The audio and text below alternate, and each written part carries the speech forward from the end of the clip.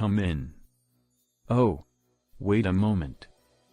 As my husband widened his eyes, I followed his gaze to find a drenched girl standing there, despite the cold weather, wearing sandals and thin clothing. Could you please give me something to eat? Approaching me, the girl extended her trembling hand, holding a single $1 bill. My husband and I exchanged looks. At first, we changed the girl's clothes and fed her a soup with a lot of vegetables. Watching the girl happily munching on the soup, blowing on it to cool it down, we felt relieved. The girl's name was Emma, and she lived with her mother, Mary. Her mother seemed to be very busy with work and couldn't come home often, Emma explained. We grew concerned about Emma and told her she could come to our place anytime. Then Emma started coming to our house once a week, around 2 p.m. on Sundays. One day, with her backpack still on, Emma rushed in, and as instructed, my husband and I followed her to her house. Mom, I brought them. We cautiously peeked into the room Emma entered. This is terrible. Before us lay a cluttered entrance, with several large garbage bags scattered around, making it impossible to walk. My husband and I exchanged worried glances. After a while, a woman emerged from inside, leaning against the wall. She must be Mary, Emma's mother. Are you Emma's mother? Yes. Huh? As I looked at her. My name is Nancy. Together with my husband Jason, we run a restaurant. The restaurant, named Rose, was originally started by my husband's parents, but we took over it 10 years ago. Fortunately, the nostalgic flavors have gained quite a reputation, and we are bustling with regular customers every day. Nancy. Hey. Oh, sorry. I'll bring it right away. I startled at my husband's voice and flashed him a smile. Take your time. His gentle gaze and voice encouraged me. I have to stay focused. Otherwise, our daughter will scold me. I took a deep breath and carried the steaming beef stew to the patiently waiting customers with a smile. Neither my husband nor I initially planned to take over the restaurant. He was a regular office worker, and I worked as a dietitian at a hospital. Our decision to take over the restaurant was largely influenced by our daughter. My parents-in-law, at the age of 65, were actually planning to close the restaurant, but they were urged by the customers to keep it open. They also understood our feelings and entrusted us with the restaurant. Our wishes. They are for our daughter, Michelle. She was born when I was 28 years old. She was born prematurely, weighing only 1,800 grams at birth. I hope she grows up to be as lively as a rose, brightening everyone's surroundings. And I hope she's loved by everyone like our restaurant.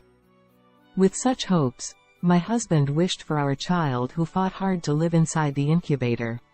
Michelle, the hospital stay has been extended again. Michelle slowly but steadily grew, but her body was weak, and she went in and out of the hospital several times. We were constantly on edge with each hospital visit. Perhaps sensing our feelings, Michelle always behaved cheerfully. When I get discharged, let's have a party at Grandpa's restaurant. Michelle loved the omelet made by her grandpa and the cheesecake made by her grandma. She adored their restaurant and wanted to have parties there for any occasion. Today is Grandma's birthday. We even celebrated my parents-in-law birthdays with the customers. Michelle, who kindly cheered everyone up. We were supposed to watch her grow into an even more wonderful woman right by her side. The situation took a sudden turn when Michelle was in the winter of her 3rd grade. Since becoming a 3rd grader, Michelle's health had improved significantly, allowing her to attend elementary school. She could participate in the sports festival for the first time, and sometimes her friends would come over to play after school. Just as we were relieved that she could finally lead a normal life, one day we received a call saying Michelle had collapsed at school. We rushed to the hospital where Michelle was being transported, only to find her in the intensive care unit, connected to numerous tubes, fast asleep. She was fine this morning. Why? My husband asked the doctor anxiously. Michelle will be okay. Right? Both my husband and I were so panicked that we couldn't stand without the support of hospital staff. Michelle's congenital kidney condition had worsened, and the doctors informed us that she was in critical condition. I'm sorry for worrying you. I'll get better soon. So don't worry. We have to have a discharge party as soon as possible, Michelle said, trying to cheer us up despite clearly feeling unwell.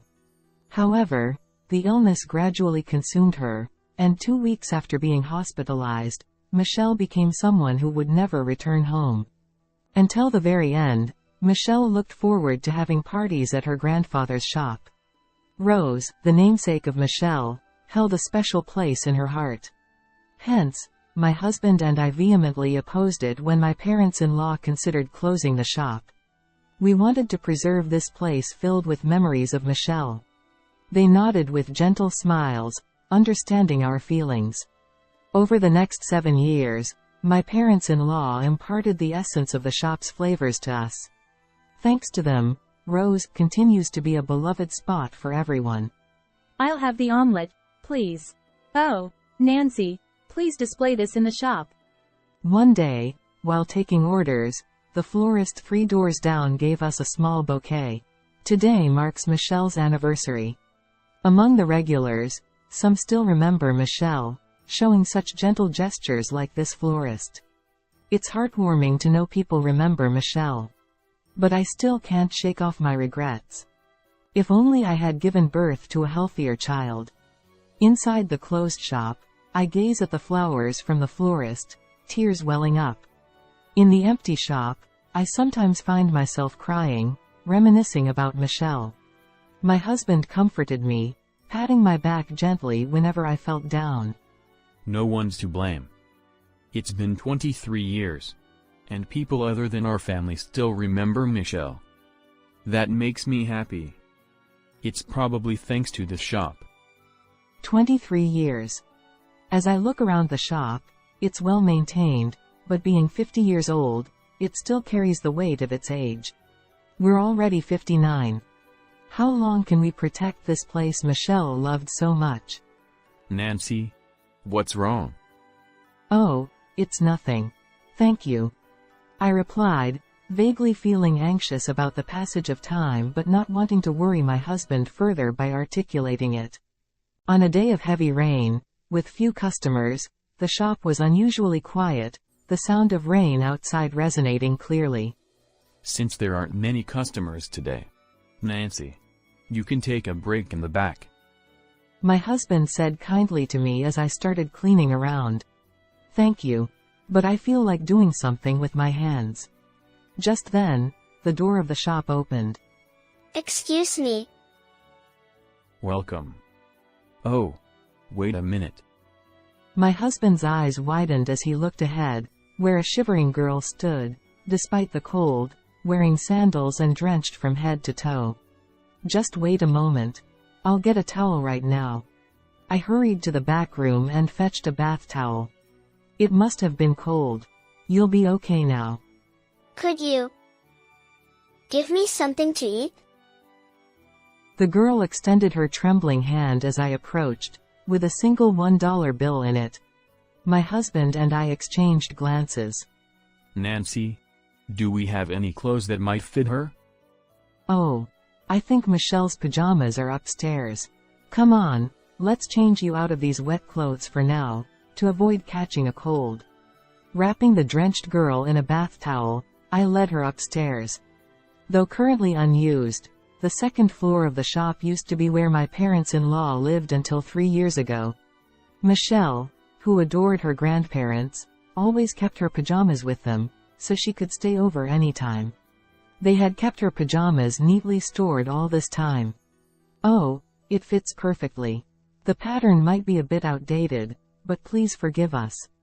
I worried a bit that she might dislike the outdated pattern from 23 years ago, but the girl seemed genuinely happy wearing the pajamas.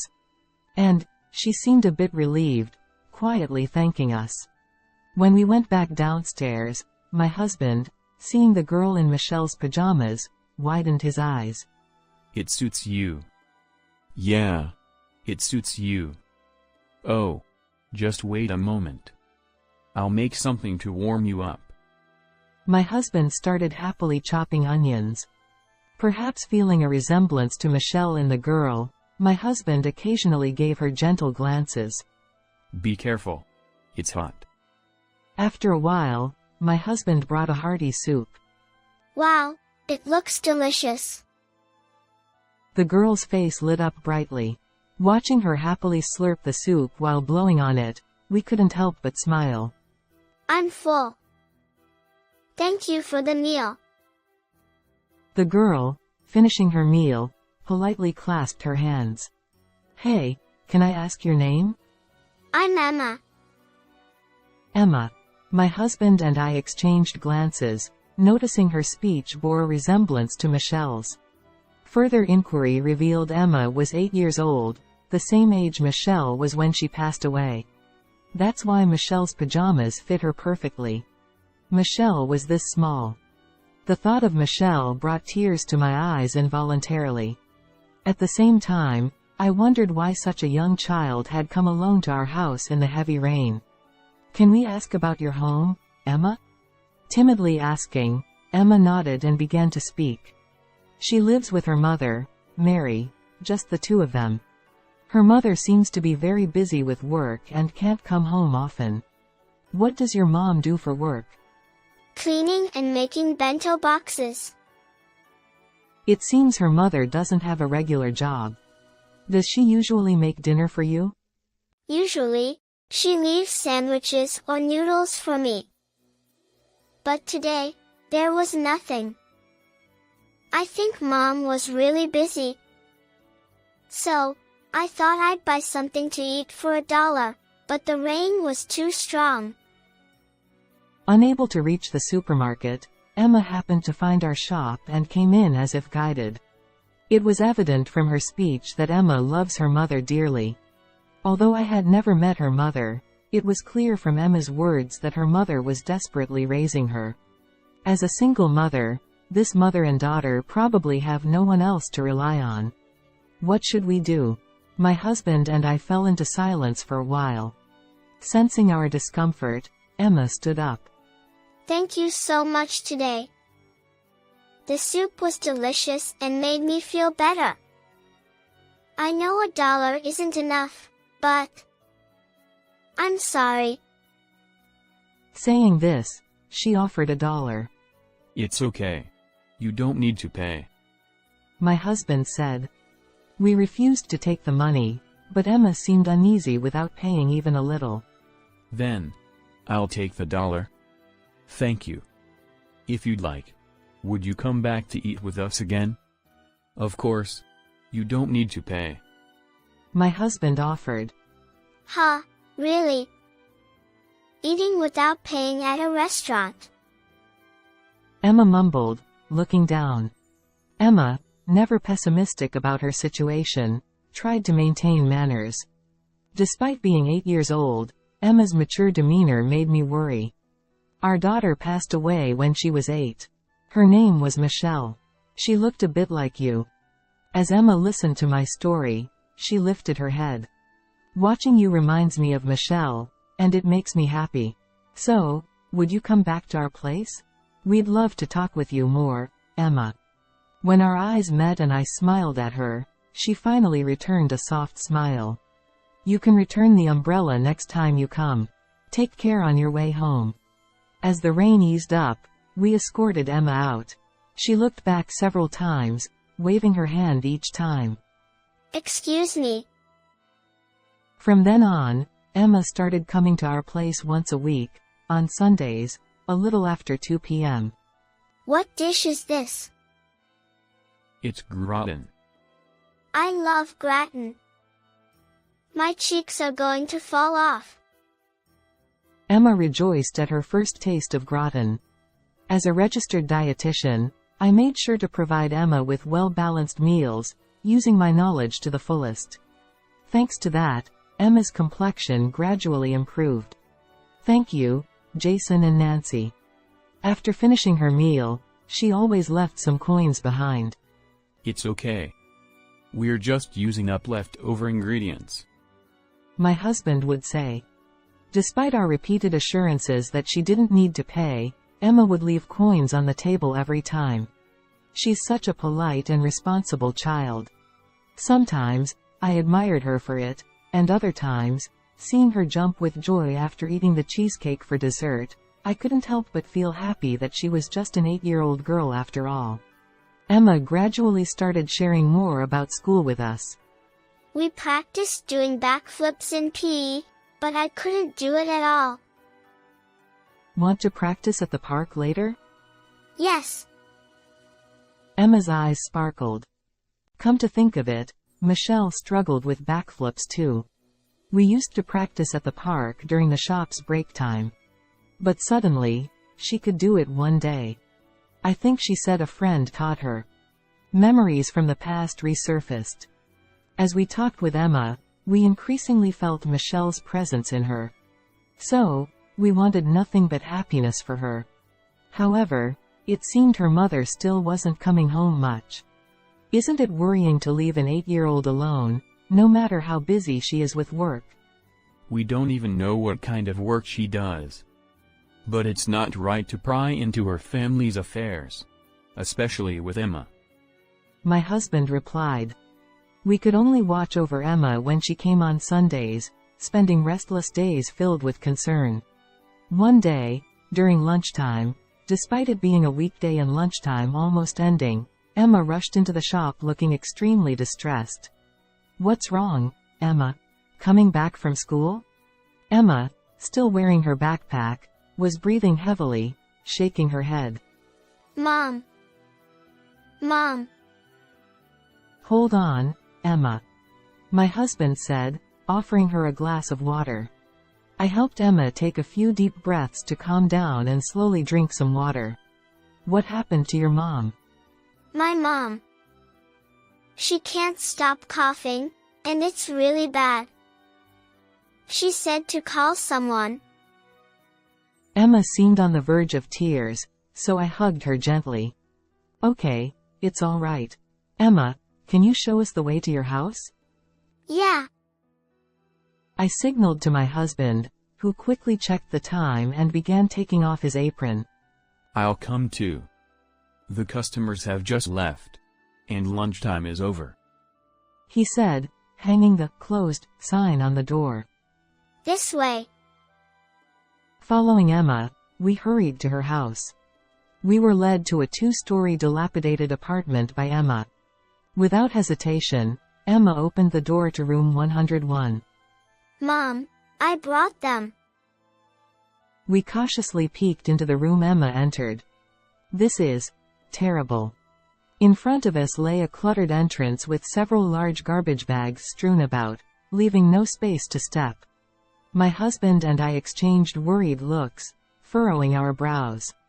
After a while, a woman emerged from inside, leaning against the wall as she shuffled out. She was likely Emma's mother, Mary. Sorry. Cough. Cough. As I reached out to pat the coughing woman's back, I recoiled. Her body felt feverish, and even to an amateur, her condition seemed severe. Are you Emma's mother?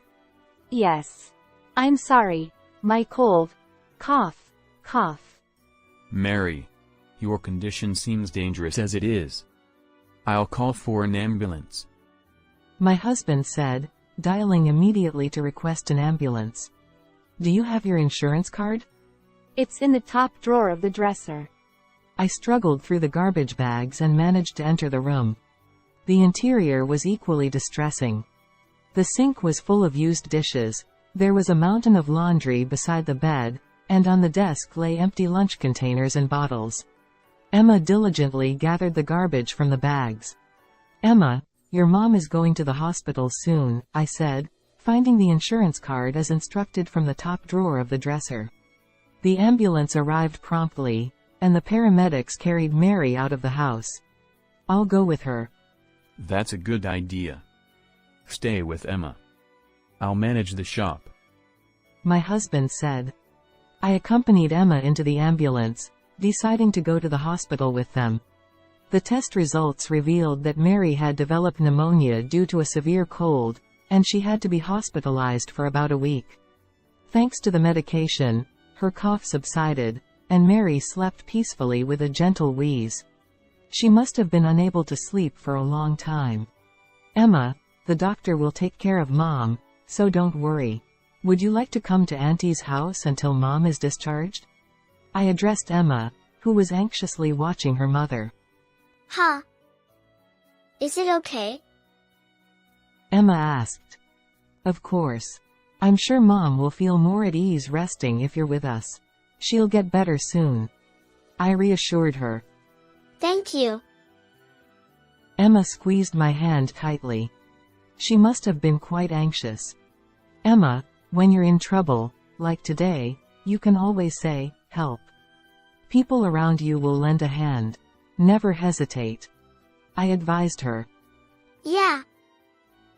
Emma squeezed my hand again firmly.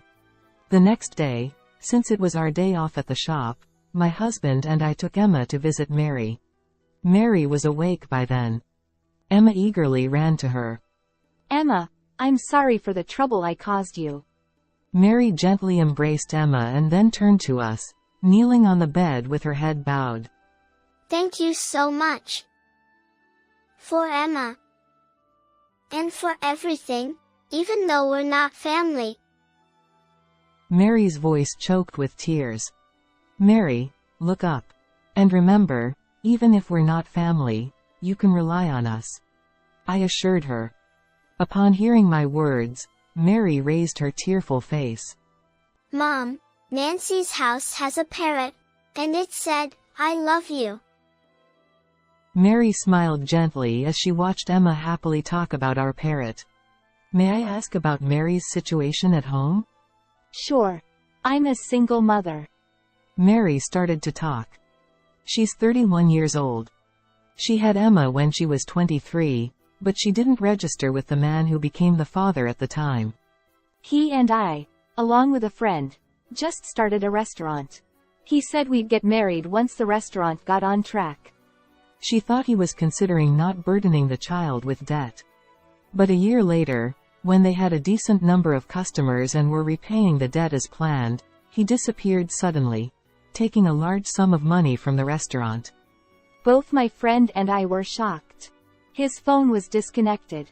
Since he said he grew up in foster care without parents, I knew nothing about his relatives. Furthermore, her friend said, I can't take it anymore, and quit the restaurant, leaving Mary to manage it alone. I had to somehow repay the debt. I was standing at the store with Emma on my back, but I couldn't run the store alone, and eventually had to close it down. After that, Mary had to work desperately to repay the debt. But she only graduated from high school and had a small child. There was nowhere that would hire her as a regular employee. I've done day labor jobs too.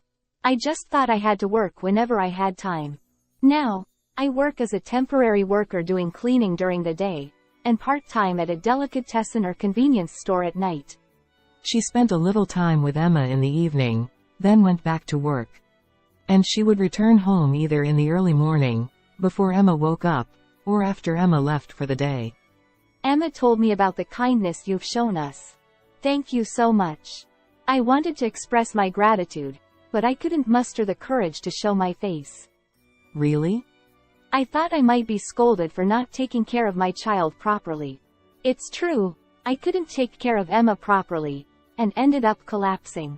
I'm a failure as a parent. Beside the bowed Mary, Emma was diligently doing her homework. Seeing the name, Emma, written there, I was taken aback. Mary, you were 31, right? Yes. Do you happen to remember a girl named Michelle?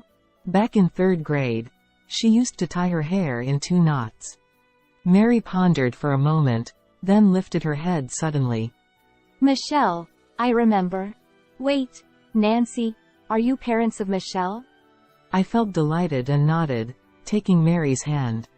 I always felt Emma and Michelle resembled each other somehow, but never imagined Mary, your Mary, Michelle's friend. Mary's name was frequently mentioned by Michelle. A versatile athlete, Mary chased after groups of playful boys. And she mentioned how Mary accompanied her during lunch breaks to practice cartwheels, enabling Michelle to master them.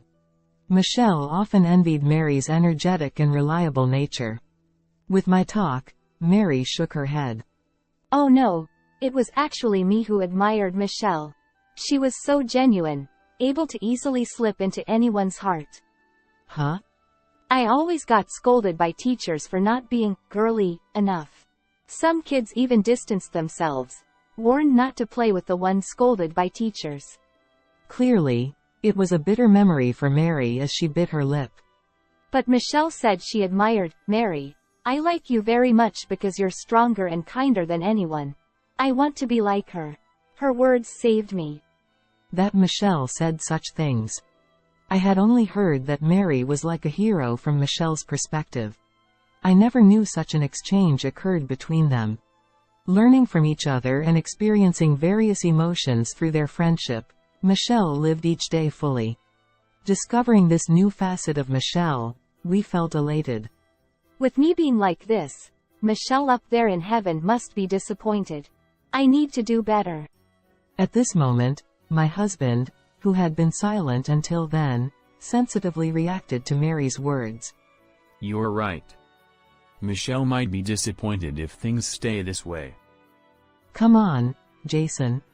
I couldn't understand why he would say such things to Michelle, who was weakened by illness, and glared at my husband. Ignoring my gaze, my husband looked straight at Mary as he spoke. If you keep trying to handle everything alone from now on, I think Michelle would be disappointed.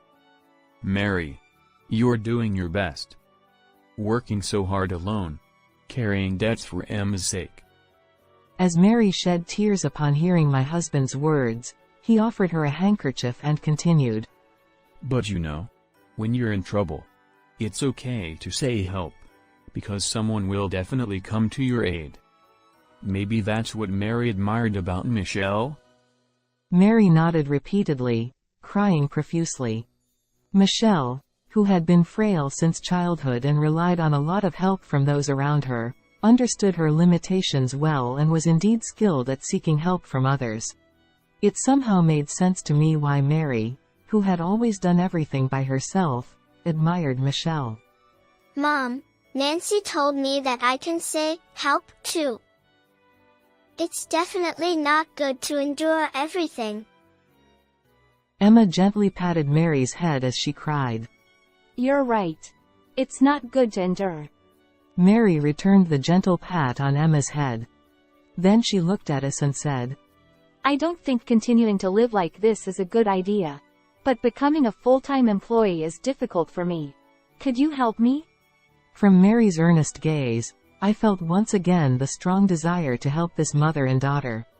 Mary, you used to run a restaurant, right?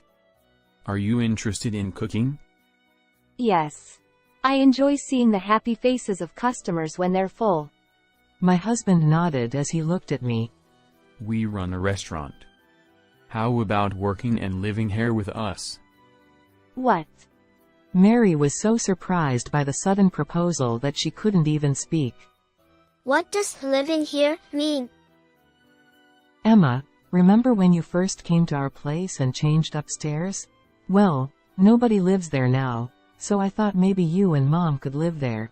And Mom could work at our restaurant. Wow! So, Mom, I can see you anytime while you're working? Emma bounced around happily. Is it really okay? It's a bit old-fashioned, but we've been cleaning it regularly, so I think it's livable. The salary isn't that high, but you won't have to pay rent, and you'll get meals during the day and night. That should be enough for a decent living. My husband smiled kindly at Mary. Thank you so much. Thank you very much. Mary bowed her head repeatedly. You could ask for help properly. I'm sure Michelle is happy in heaven. Yes. Mary lifted her tear-streaked face and smiled. A week later, Mary was discharged from the hospital safely and moved upstairs to the shop. I hope you'll gradually get used to work. We don't do overtime here. Family time is the most important. If you have any trouble, just let us know. That's our workplace policy. Yes. Thank you very much. Mary's cheerful voice echoed through the shop. With her experience in the food and beverage industry, she was skilled in cooking and quickly learned the job. Moreover, she was good at accounting and became a valuable asset right away. You're lucky to have such a capable successor. Regular customers expressed their joy at the birth of a successor. I'd be happy if it turns out that way. But it's ultimately up to Mary to decide. If it's okay with me, I'll work even harder. I want to repay you all for your kindness in this shop. Her resolute answer brought smiles to both my and my husband's faces. I'm home. Welcome back, Emma. Every day, Mary and we, a couple, welcome Emma back from school. Emma secretly told us that being greeted with, "Welcome back," makes her incredibly happy. We've come to realize how spending time together as a family brings so much joy. Thanks to Mary and Emma, the shop has become an even livelier place. Emma, could you bring some water? Sure. Emma helps out too. Thanks to her, I no longer feel overwhelmed by the loneliness I felt after losing Michelle. I believe it's because of her that I can truly cherish this place filled with memories of Michelle. Ah, the weather is so nice. Maybe I should air out the laundry. On a warm and gentle day bathed in sunlight, the phone at home rang. It was from Emma. Hey, Nancy, can you come to the shop at 11? Let's practice cartwheels in the park. Sure thing. See you later then. Emma has become very attached to us as a couple. We already see Emma as our true grandchild. Since my husband had errands to run from the morning, I headed to the shop alone. Upon arrival, I noticed a sign on the door that read, "Party today," written in Emma's handwriting. Quietly, I opened the door. Happy birthday, Nancy. Emma's voice was accompanied by thunderous applause. Inside the shop, my husband, Mary, and Emma stood there smiling. The interior was adorned with balloons and decorations, and the tables were filled with delicious dishes. I've never had my birthday celebrated like this, and tears welled up in my eyes. Nancy, thank you for always being kind to me and Mom. Please continue to be good to us forever and ever. Emma read the letter and gave me a bouquet of pink roses. It was from her. Mary and she went to prepare early in the morning. The small flowers gathered, brightening the surroundings with vibrant pink, cheerful roses. Emma says we've helped her, but we've been helped a lot by Emma and Mary too. Emma, thank you for trusting me. And Emma and Mary, thank you for coming to our home. Jason, thank you for always supporting us. And Michelle, thank you for bringing us together with Mary. I expressed my gratitude to each one who hasn't always been conveyed. Well, let's enjoy it while it's warm. Cheers. My husband, looking a bit bashful, led the toast. I feel incredibly happy seeing everyone's smiles. We've created new precious memories at this rose. What? What are you talking about? Did you forget the discussion about Dad's inheritance? Everyone is gathered, and they're waiting for you. Although my sister said that on the phone, I didn't understand what she meant. Dad passed away 5 years ago, right? At that time, all the inheritance went to you, sis. What? Wait. When I said that, my sister showed a disturbed reaction, and then I heard Mom's yelling. Hey, what does that mean? I haven't heard about it. My name is Mary, a 26-year-old office worker. I currently live with my aunt. I've been living at my aunt's house since high school, but it's not because my parents passed away. In fact, my mother is still alive and well. By the way, my father passed away from an illness 5 years ago. The reason I don't live with my mother, and also don't know recent events, is that I wasn't treated well by my parents. I have a sister, Claire, 3 years older than me, but my parents loved her very much. That's because my sister, Claire, was a beauty at the level of a model.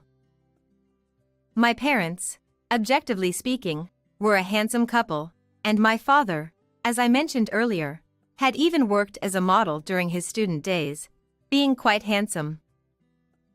And my sister was like a hybrid, combining the best of both parents. My sister had even appeared in a drama as a baby. Thanks to my father's connections, my sister, who was a baby at the time, appeared in a drama broadcast nationwide. I was quite surprised to hear that. After that, she didn't join an agency, but from the time I was born, I think my sister received a lot of attention. Firstly, neighbors would always praise my sister, saying, "What a cute girl," whenever they passed by her. Even when I was with my sister, everyone would only praise her. They weren't ignoring me or treating me as ugly, but when I was with my sister, it seemed awkward to praise me, so they tended to avoid it. The neighbors' reactions were still okay and kind. But classmates and seniors at school were harsh. Are you two really sisters? Ha ha. Poor Claire, having an ugly sister.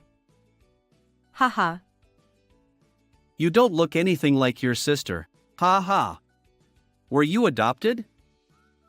Ha ha. I was hurt by thoughtless words from mean girls and innocent boys. And the worst treatment I received was from my closest parents. Claire is so beautiful. Why are you so ugly? It's really a shame. It would have been better if you weren't born. Normally, parents wouldn't say such things to their own daughter. But my parents, due to having lived life as they pleased, were incredibly arrogant and lacked the kindness to consider other people's feelings. Claire is really beautiful. You're our proud daughter. I can't wait to see how beautiful you'll become in the future. Let's approach various talent agencies while you're still young. That's a good idea. You can become anything: model, actress, idol, anything. My parents always talked only about my sister. Today, let's go buy clothes. If you wear nice clothes, your sense will improve. Yay! Looking forward to new clothes. Mary, stay quiet at home. You don't have to answer the doorbell even if it rings. Don't turn on the TV because it's a waste of electricity. Pass the time by reading a book. My mother always went out with my sister. Of course, my sister being cute played a role, but more than that, I think my mother enjoyed the pleasure of being flattered by walking with my sister. I always read books at home as per my mother's instructions. However, my parents hardly bought me anything. So I read all the books at home. My sister didn't study, and she wasn't interested in novels or literature. She only read fashion magazines. So I had nothing else to read, and I read all the textbooks for every subject. Thanks to that, my grades at school were always top-notch. Still, my parents never praised me. In fact, I think they didn't value academic achievements because both my mother and father had led privileged lives. As I mentioned earlier, my dad earned money as a model since he was a high school student and continued working in sales at my grandfather's company after graduating from high school. Therefore, he demonstrated that one could succeed without going to college. Well, with my grandfather running the company, my father was just lucky. And my mother, being beautiful, started working at a girls' bar right after graduating from high school. She became popular with customers, and she earned quite a bit. My parents also met at the bar where my mother worked. Both being beautiful and my father being wealthy, they quickly became close, leading to their marriage. They got married because my mother became pregnant while they were dating, so they were both very young. As a result, when my sister entered kindergarten or elementary school, they were around 30 years old, so they were quite noticeable among the parents. For these reasons, I was often used as a comparison. In the midst of my mother and other competitive moms, there were those who tried to attack my mother by mentioning me, saying, "Is she really your husband's child?" Haha. Because of that, I was scolded by my mother. "Because of you, I'm being unjustly suspected. You're really a bothersome existence." Having only Claire as a daughter would have been enough. On days like classroom visitation, my mother would get emotional and blame me. Such a mother was very scary to me. And my father, taking in those voices from other parents, asked my mother, "Are you having an affair?" and such.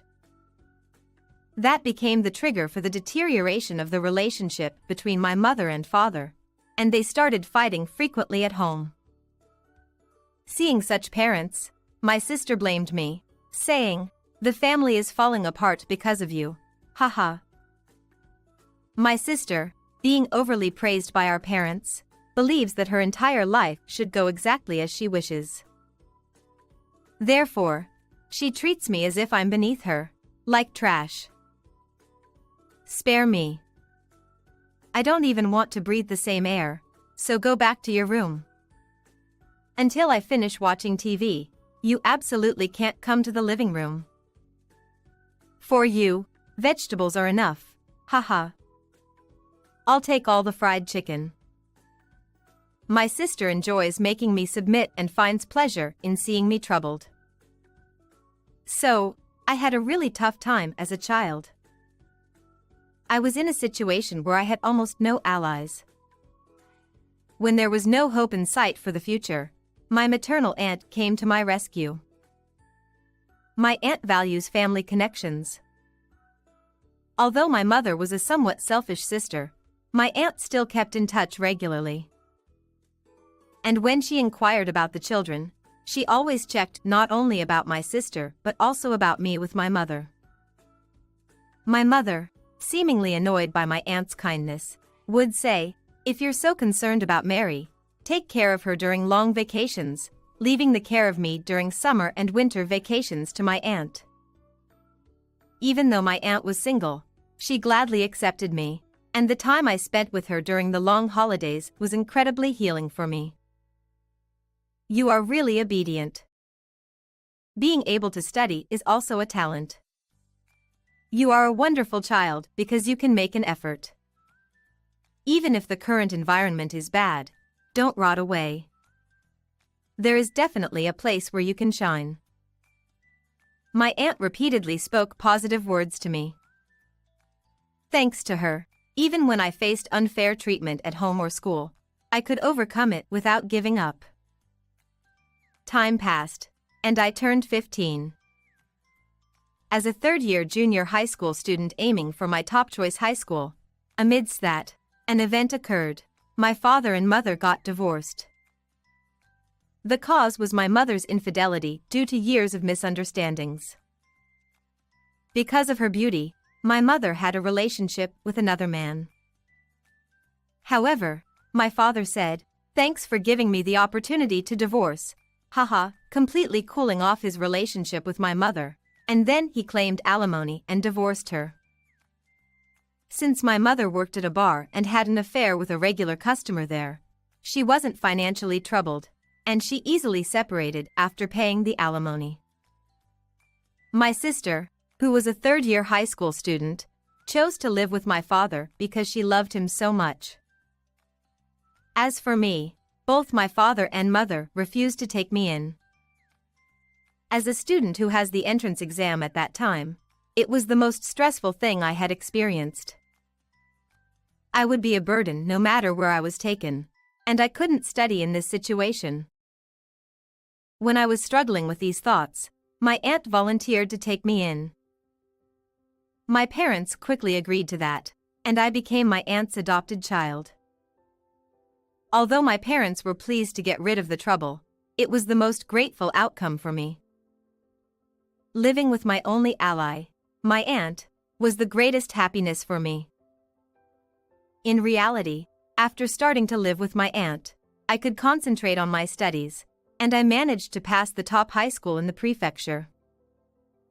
Congratulations! Mary, you're amazing. She rejoiced with me. Since I had already lived with my aunt during long vacations, we quickly built a relationship like a real parent and child. Well, considering how terrible my relationship was with my actual parents, it was even more wonderful. My aunt had never married. That's because she knew early on that she couldn't have children, and from that time on, she gave up on marriage. Even though many people lived together as a couple for a long time, I wondered why she didn't seek a partner. I asked her about it once. I thought I couldn't look for a partner until I had a firm confidence in living independently. But it took quite a long time to gain that confidence. Now, I've risen to the position of an executive in a major company, but thinking about dating and getting married at this point, I find it a bit challenging. I thought it was a bit of a waste, but it was her decision in her life, so it wasn't something I should interfere with. My aunt paid my high school tuition and even supported me financially through college.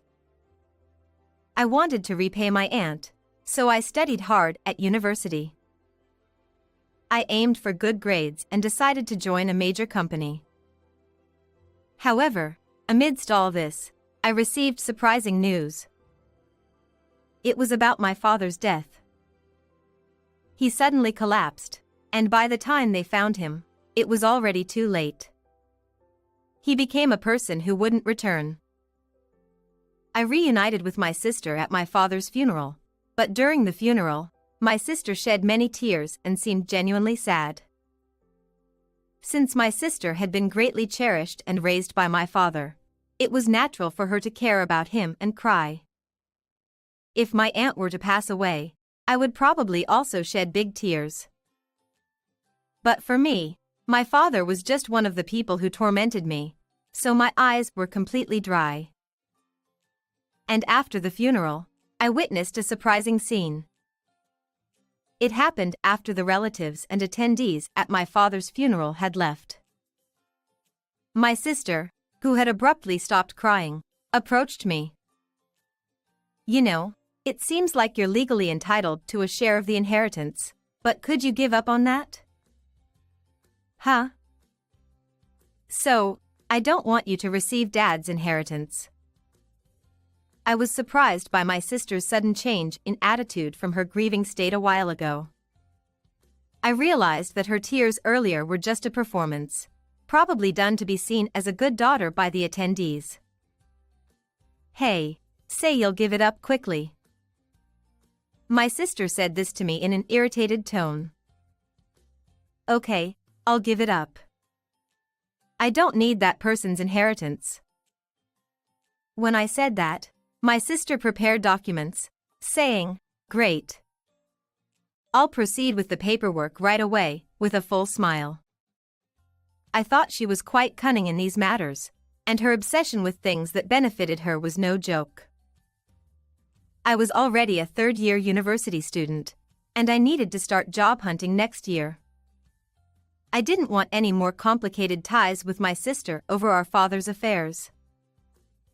Yay! With this, all the inheritance is mine. Haha. While she was celebrating, I went home to where my aunt lived, thinking I wouldn't have to deal with my sister anymore. Then, 5 years passed in the blink of an eye. I, who was a university student at the time, am now working diligently as a professional. I joined the major company I had aspired to work for and have been enjoying fulfilling days with meaningful work. In the midst of this, I received a call from an unknown number. Although I was at home on my day off, I initially ignored it. However, since it kept ringing persistently, I reluctantly answered it. Perhaps it was a friend who changed their number. To my surprise, the caller from that number was an unexpected person. Hello. Where are you? Huh? The voice on the phone was my sister's. It was an unpleasant voice that stuck to my ears. It might be because I didn't like my sister that I felt that way. Where? I'm at home. What? What are you doing? Why aren't you coming over here?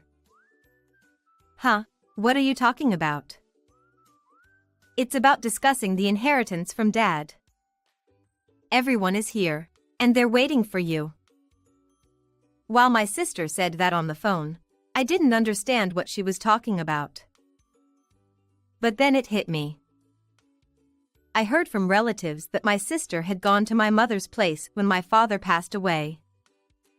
My mother had remarried her then affair partner, so she was probably referring to that person. You're the worst daughter, not even coming to the funeral. How did you develop such a terrible personality? Poor Mom.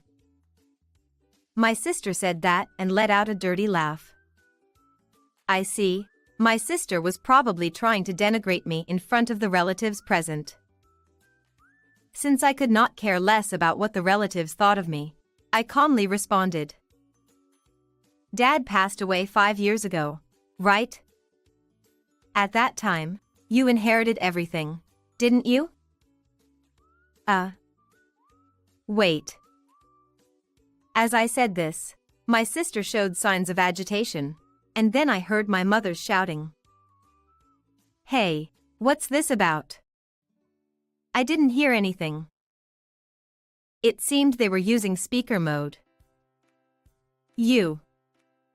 Not only did you inherit almost nothing from your father, but you also came rolling into this house, burdened with debt, claiming it was tough. You say you inherited the full amount? You deceived me and my husband, didn't you? Wait, Mom. Shut up. Share the inheritance you supposedly inherited with me. Also, return all the branded items I bought for you. What? I could hear my mother's angry voice echoing, followed by my sister's feeble voice. It seemed like an intense scene was unfolding. They were probably falling into a massive predicament on their own, even without me doing anything. I quietly hung up the phone and blocked the incoming number. When I told my aunt about the call, she was exasperated. Like mother, like daughter. I had been concerned about my sister, but ever since I found out she was tormenting you, I no longer consider her family. For me, that person is just someone who gave birth to me. My real mother is you, Aunt.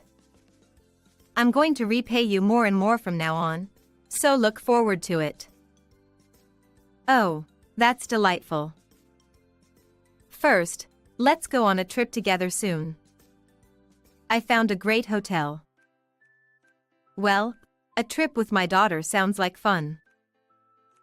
After that, my sister apparently severed ties with my mother over a disagreement.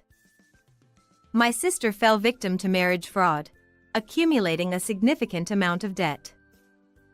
Also, my mother discovered that her late husband's inheritance included debt, so in the end, both mother and daughter ended up with enormous debts. Truly poetic justice. I am happily spending my days with my aunt as a real parent and child. We already went on a trip, so maybe next time, I'll take a long vacation and go on an overseas trip. How was this story? Don't forget to subscribe to the channel. Well then, see you in the next video.